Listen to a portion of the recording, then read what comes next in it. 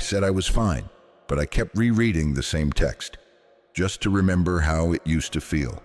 The phone screen lit up like it always does. Soft glow, 3 a.m. No message, just me, and that ghost of a maybe. The playlist looped the same sad song again. It wasn't even good, just familiar. I filmed myself crying once, not because I wanted to be seen, but because I needed to believe the pain was real. I used the filter that made my skin look porcelain. It blurred the redness in my eyes, framed my sadness in soft light, like heartbreak had an aesthetic. It looked poetic, almost beautiful. Funny, real sadness isn't beautiful. It's snot, silence, and shame. But that doesn't go viral, does it? There's a draft folder in my TikTok that still haunts me. 18 versions of the same 15-second cry, each with a different caption. Healing isn't linear. Soft era, hard truth. Ghosted and haunted. I never posted any of them, but I watched them on repeat. Like grief was a performance, and I didn't want to forget my lines. I don't think I was trying to reach anyone. I think I just didn't want to vanish. Do you ever curate your collapse? Like, you cry facing the window because the lighting's better. You wipe a tear, pause, check if the mascara smudged just enough to look romantic. You add a song that makes it feel like a scene. But there's no one watching, just you, alone. Staging a breakdown like it's a soft launch. It's not because you're fake. It's because pain is loud. But no one listens unless you whisper it pretty. And I've been whispering for so long, I forgot how to scream. I told a friend I was over it. She said, "You look like you've healed." I smiled, but that night I replayed our last voice note until I fell asleep. He said my name like it mattered, like it didn't echo, like it didn't end. I think I keep dressing up my grief because I don't know how to wear it raw. The mirror knows, though. Not the full one, the compact, the one with the crack. I keep it in my bag, carried it to 5 cities, 3 birthdays, 1 almost love. Sometimes I open it not to check my face, but to see if I still recognize the girl inside. She's not crying, but she looks tired, like she's been editing herself for too long. I once made a playlist called "It Shouldn't Still Hurt." The first song was upbeat, the second one wasn't. By the third track, I was crying again, not because the lyrics hit, but because I realized I only let myself feel when it's soundtracked. Is that what I've become? A feeling that only makes sense if there's background music? Do I only exist when I'm aesthetic? Would I disappear if I stopped trying to be beautiful in my breakdown? The candle on my desk has burned halfway, scented like vanilla and old dreams. I light it every time I pretend I'm journaling, but the pages are mostly empty, just song lyrics, dates, and half-written apologies. Once, I tried writing a letter to myself. I stopped after "I'm sorry you thought you had to earn love." Then I lit the candle and watched it melt like memory. We don't post real grief. We post grief after it's been filtered through nostalgia and lo-fi beats. We don't show the bathroom floor. We show the candle beside the tub, not the shaking hands, just the soft inhale, the silent cry framed like a cinematic moment. I know this because I do it too. Maybe if I make it look pretty enough, someone will double tap it and say, "Same." Maybe I don't want to be healed. Maybe I just want to be witnessed. There's a message I never sent. It just says, "Did you ever mean it?" Still sits there, drafted, 3 dots that never moved. Sometimes I open it just to feel something. Then I close it like I closed my heart. Quiet, without a sound. I saw a quote that said, "If pain only counts when it's pretty, what happens to the kind that isn't?" It stayed with me, like a splinter in silence. Like that one note in a sad song that makes your whole chest sink. And maybe that's what this is, a sadness I don't know how to beautify, a grief that doesn't fit into captions, a wound that doesn't want to be posted, just held. They say vulnerability is brave, but only when it's curated, soft, tidy, shareable. So I dressed up my sadness, put it in pastel fonts, hashtagged it, and healing as soft girl works growth. But behind the post, my dinner was cold again. I cried while scrolling, not because of a sad video, but because it reminded me of something he said and meant. Pain doesn't hurt less when you post it, but somehow it feels more allowed. I keep a folder called Almost. It's full of screenshots, conversations I still don't understand, moments that felt like something real until they didn't. I reread them like prophecy, as if there's hidden meaning in the way he said take care, as if closure lives inside a typo. I know it's silly, but when you've been ghosted, you become a haunted house. Every sentence echoes and silence starts to feel like your fault. We've made grief digestible, searchable, aesthetic. I've seen it, I've done it. The slow zoom grief, where sadness drifts like smoke, the glitter hurt, pastel pain wrapped in soft edits, the pretty breakdown, cropped tears, filtered sorrow, repostable ache, the hashtag spiral, because sometimes trauma only matters when it's tagged, the false relief, the one where you share your heart and still feel hollow. I once posted a crying selfie, captioned it, "Growth hurts." 32 likes, 4 "You got this, babe" comments. Then I turned off my phone and cried harder. Not because of the pain, but because none of it felt real, because we're just swapping grief like memes, tap, scroll, forget. And what if mine gets forgotten too? They say, don't share too much online, but offline, no one listens long enough. So where else does the ache go? I once texted a friend, "Do you ever feel like you're only allowed to be sad if it looks like a Pinterest board?" She said, LMAO, relatable, then sent a meme. I heart reacted and died a little in the silence between us. Lately, I joke too much about being alone, about catching feelings in a situationship, about soft blocking my own memories. It makes people laugh, so I keep doing it. But laughter isn't the same as listening. And humor? Humor is just pain in a prettier outfit. I said I'm in my villain era, but really, I'm in my healing era, and it's ugly and slow, and no one claps for it. You know what hurts? Not the heartbreak, but the fact that I turned my grief into content and still felt invisible. I lit the candle, filmed it flicker while I cried off screen, posted it, captioned, "Soft nights, sharp memories." It got saved 17 times, but no one asked if I was okay. Not even him. I've quiet quit so many friendships. Faded out like bad Wi-Fi. Not because I stopped caring, but because I got tired of performing pain that no one clapped for. I kept texting first, kept asking how they were, kept pretending I wasn't unraveling, but I was. And the unraveling looked like a joke. Felt like a funeral, and nobody came. Once I cried while eating cup noodles, stared at the steam until it disappeared. Felt like a metaphor, grief that cools down, but never really leaves. I laughed. It shouldn't have been funny, but it was. Me, sobbing over 39-cent noodles, still checking his story views, still wondering why my pain wasn't enough to keep him. And that's when I realized sometimes the saddest scenes have the dumbest props. There's a draft post that just says, "I miss me. I haven't hit publish." Maybe because I'm scared no one will understand. Maybe because I don't either. But that's the real heartbreak, isn't it? Not that he left, but that I can't find myself in the mirror anymore. I look for the girl who used to dance in the kitchen. She's not here. Only silence, only playlists, only makeup wipes.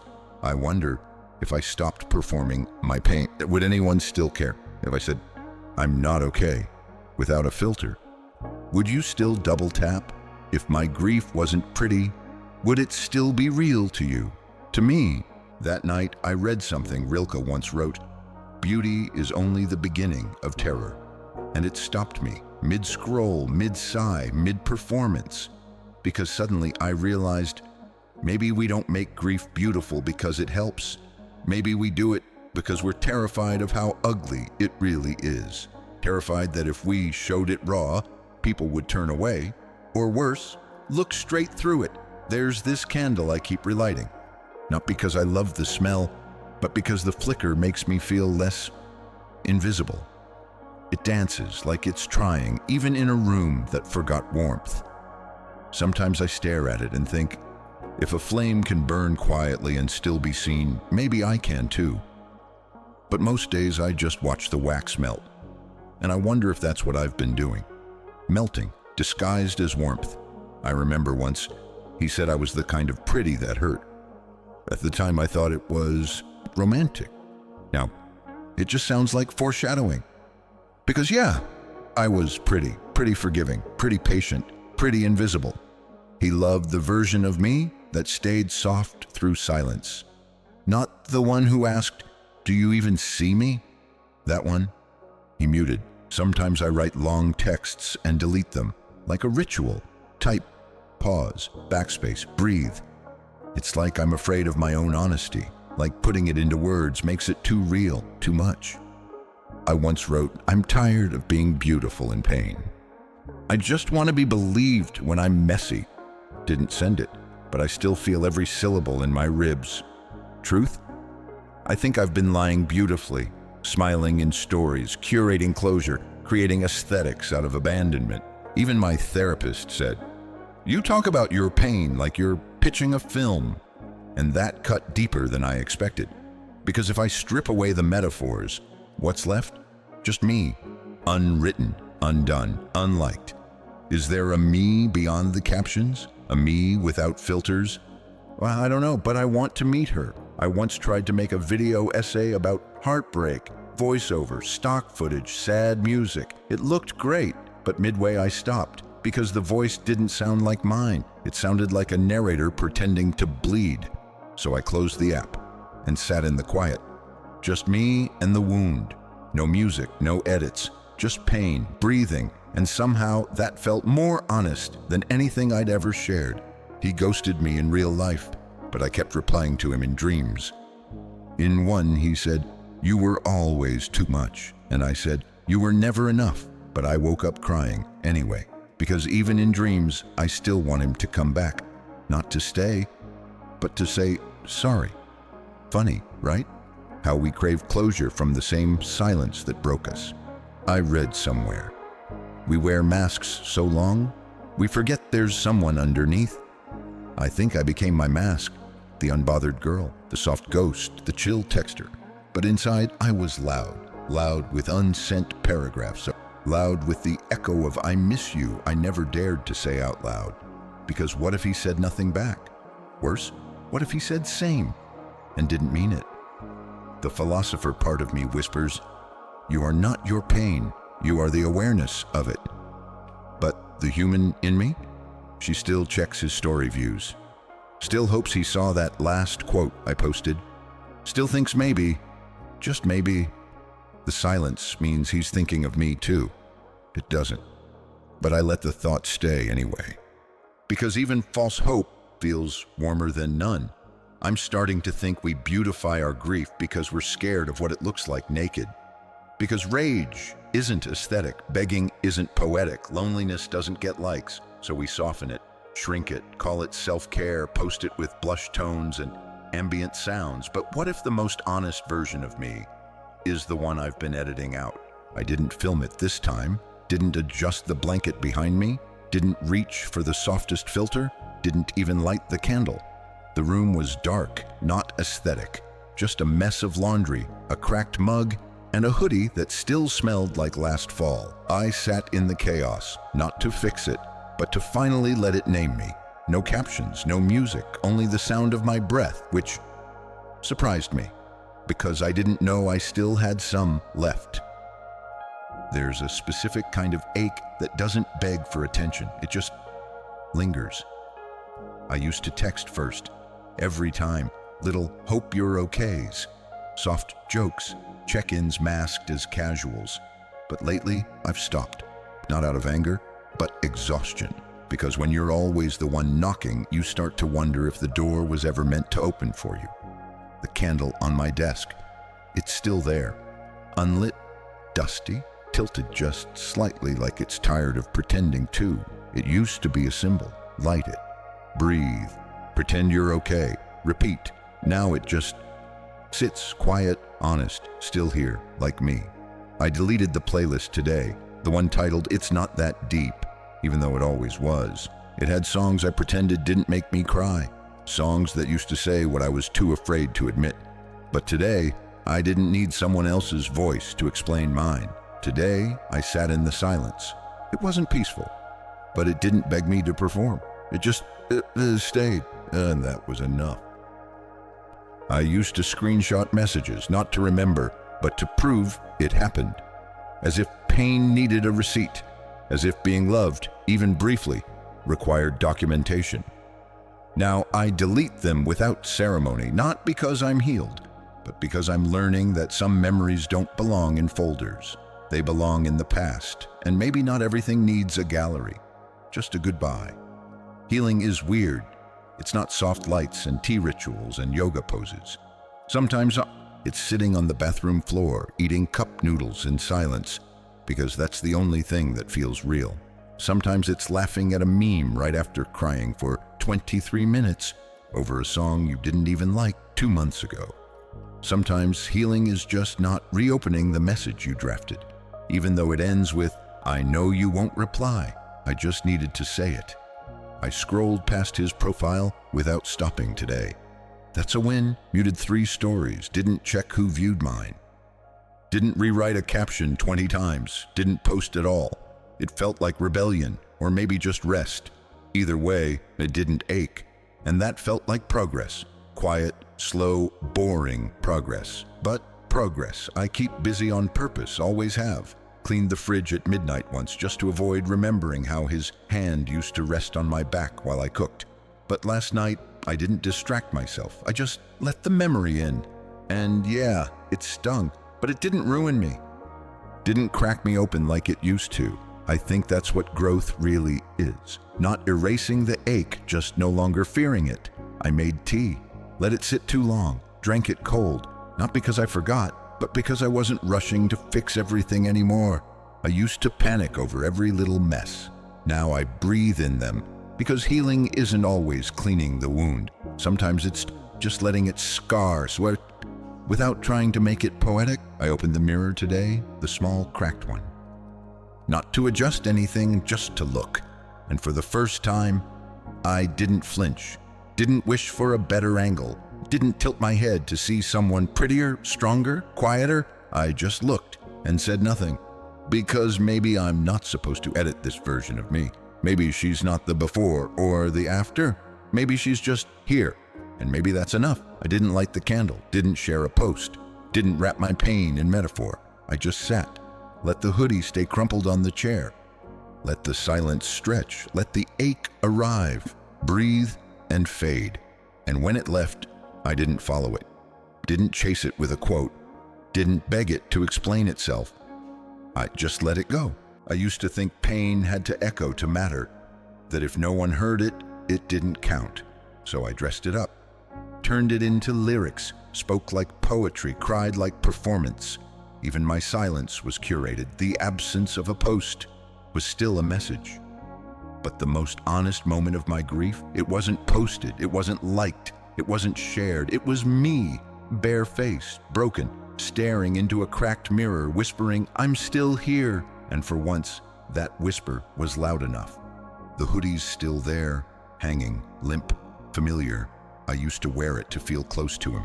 Now I wear it to feel close to her. The version of me who thought love had to be earned.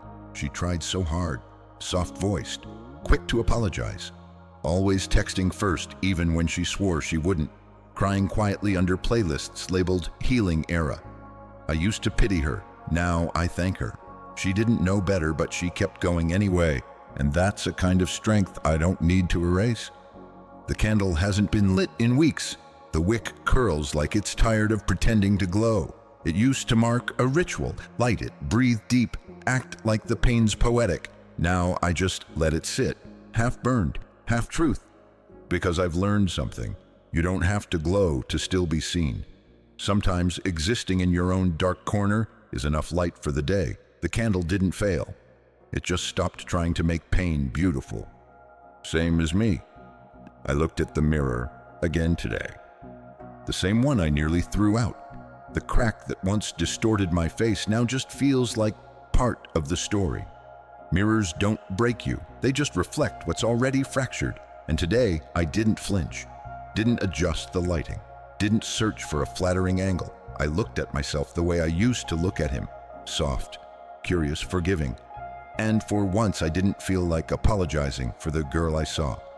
Healing, it turns out, is incredibly quiet. It's tea before it goes cold. Saying no without a paragraph of reasons. Leaving the room messy because your worth doesn't depend on appearances. It's letting the memory of his laugh come and go without needing to dissect it. It's hearing your name in someone else's voice and not aching. It's the soft victory of walking past a song and not replaying it out of pain. Some of the biggest wins don't get applause. There's no congrats when you unfollow his friend. No celebration when you delete the drafts you'll never post.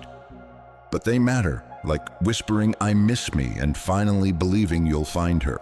Like not sharing the crying selfie because the moment wasn't for them, it was for you. These aren't flexes, they're quiet revolutions, and I'm tired of thinking healing only counts when it's witnessed. I went back to that cafe, the one with the shaky table and the memory of his hand. I ordered the same drink, but I sat facing the window this time. Not to be seen, just to breathe. The table still wobbled. The latte still burned my tongue, but I didn't flinch when the memory came. I let it sit with me, like a friend I'd grown apart from. We didn't speak, but we understood. Some things return just to prove they no longer own you. Grief used to knock me over. A tidal wave in the form of a DM notification. A like from his cousin. A photo I forgot to hide. Now it's a ripple. Still there, still real, but no longer drowning me. I let it pass, and I stay standing, not because I'm fearless, but because I stopped trying to swim through it. Sometimes you survive by floating, by letting the current take you somewhere softer. He doesn't live rent-free in my head anymore. I changed the locks, stopped checking his story views, stopped romanticizing his indifference, stopped calling the bare minimum effort. I used to need closure, now I just need peace. So I stopped writing his name in metaphor, stopped begging the silence to answer, stopped asking questions that only echo back loneliness. Closure isn't always a conversation. Sometimes it's a quiet unfollow. Sometimes it's a mirror that doesn't lie. The cracked mirror, the unlit candle, the stretched out hoodie. They're still here. But now they don't ache. They just exist. Like me, I no longer need to be pretty in pain. No longer need captions to validate the ache. I just let it be, let myself be. And in that stillness, I found a version of me who doesn't need applause, just permission. Try this. Next time the ache knocks, don't answer with a post. Don't dress it up. Don't edit it. Don't wrap it in ambient music or clever captions. Just sit with it. Like you would a tired friend. Like you would a younger version of yourself crying on the kitchen floor at 2 a.m. No spotlight, no applause, just presence. I did that last night. Felt the ache coming. You know the one. The playlist activating, scroll through old texts, check his story kind of ache. But I didn't perform it this time. I sat on the edge of the bed, wrapped in the same hoodie that once held his scent, and now only holds me. And I whispered something I hadn't said in months. I miss you, but I won't chase you. Then I turned off the light and let the darkness be mine. The candle's still on my desk. I haven't lit it yet, not because I forgot, but because I remembered. I remembered that I don't need a glow to feel warm. I remembered that silence doesn't mean nothing. It means space. So instead of lighting it, I held it, just for a moment. And in that small act, I realized I'm no longer waiting for healing to look beautiful. Sometimes it just sits with you, quiet as wax, steady as dust, true as breath. Here's what no one tells you. You don't graduate from grief. There's no cap and gown, no final exam, just softer mornings, fewer spirals, better boundaries, and small, holy acts that no one claps for, like muting a name, not texting when you're lonely, or walking away from a conversation you once would have begged to stay in. That's healing, not dramatic, just deliberate. I saw his name today, didn't flinch, didn't replay every memory, didn't open his page. I just blinked and moved on. Not because I don't care, but because I finally care about me more. That sounds small, but it's the kind of small that saves you, the kind of quiet that rewrites everything.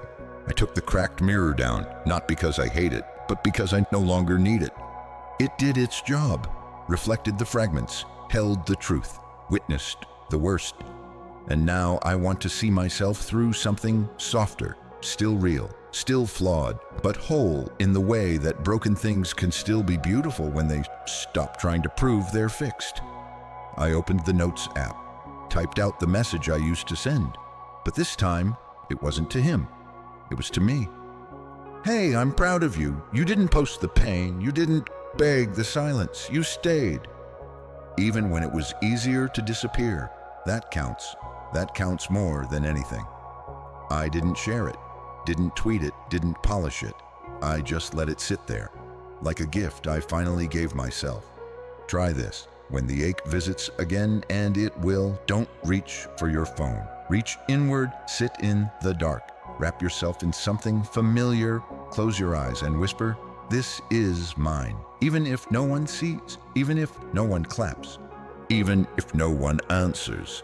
Because healing isn't about being witnessed, it's about witnessing yourself.